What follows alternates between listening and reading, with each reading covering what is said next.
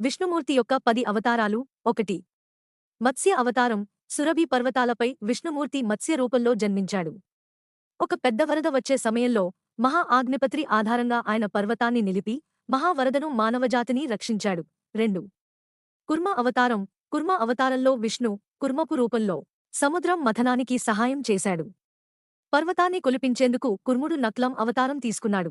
3. వరాహ అవతారం. వరాహ అవతారంలో విష్ణు అర్ధం మరియు సర్ప విఘ్నాలను ఎదుర్కొని భూమిని రక్షించటానికి అరణ్యములో ఉన్న రాక్షసుడు హిరణ్యాక్షను చంపాడు. 4. నరసింహ అవతారం. నరసింహ అవతారంలో విష్ణు సింహం మరియు మానవ రూపంలో ప్రత్యక్షమయ్యాడు.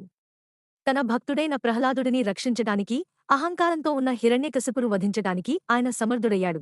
5. వామన అవతారం.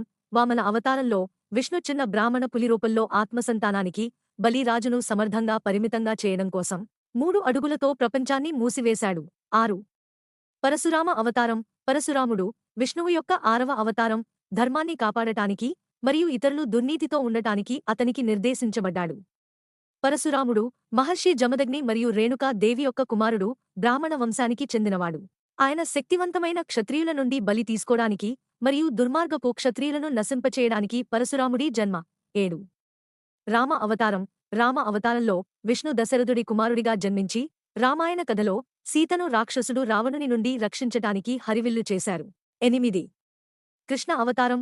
కృష్ణ అవతారంలో విష్ణు వివిధ లీలలు చేయడం ద్వారా భగవద్గీతలో ధర్మం మరియు కర్తవ్యాలను నేర్పించి మహాభారతంలో ప్రముఖ పాత్ర పోషించాడు.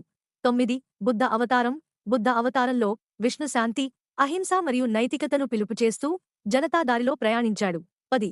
కల్కి అవతారం.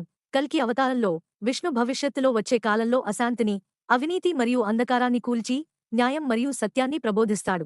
ఈ వీడియో మీకు నచ్చితేనే సబ్స్క్రైబ్ చేసుకోండి. మీరు ఇచ్చే మోటివేషన్తో ఇలాంటి ఎన్నో వీడియోస్ మీ ముందుకు తీసుకు వస్తా. Please like, share, comment. Thank you.